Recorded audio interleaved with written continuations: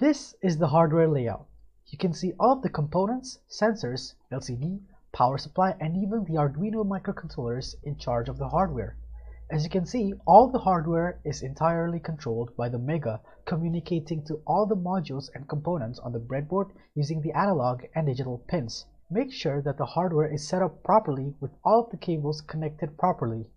Then, place the hardware in a location that does not block all the sensors, allowing the pollutants to be detected by the sensors. With that done, take the power supply and plug it into the wall outlet.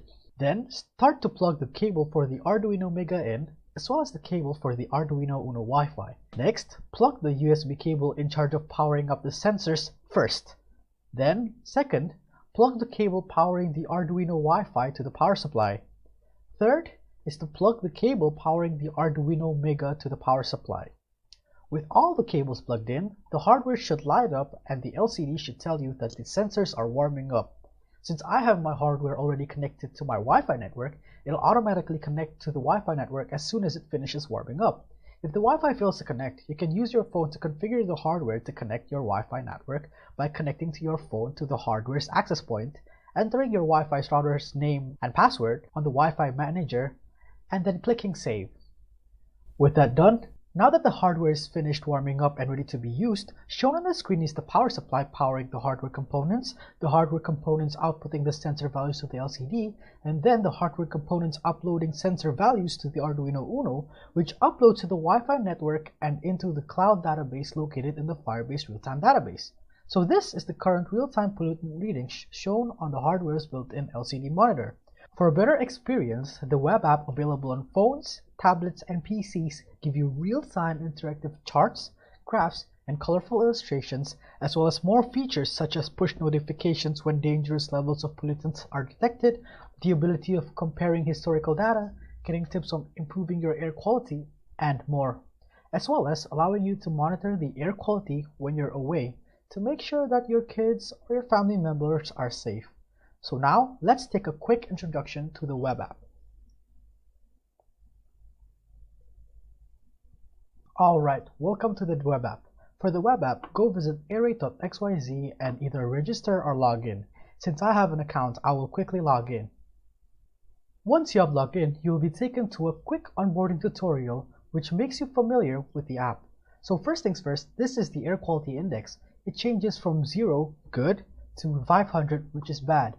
And the next part is the overview icons. The overview icons over here change color according to the current state of your room. So if it's green, it's safer, and if it's red, it's dangerous.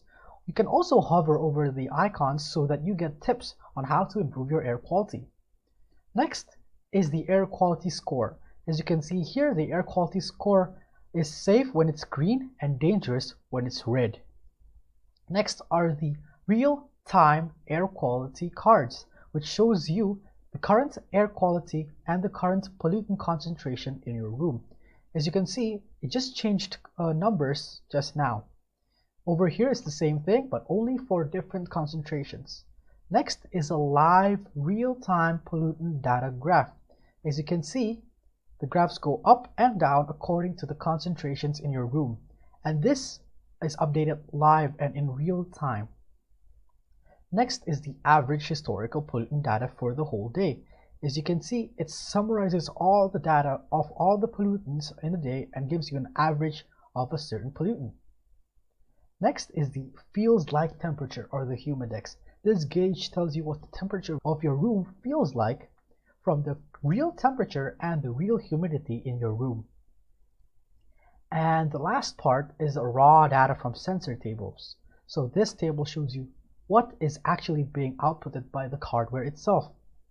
Well, if that was too much information for you, this button disables and enables the expert view, which hides all the data down over here so that you only get the important parts. Well, that's it for the tutorial. You can just click done and start using the app itself. As you can see, over this time, the app has been changing in numbers and values right now.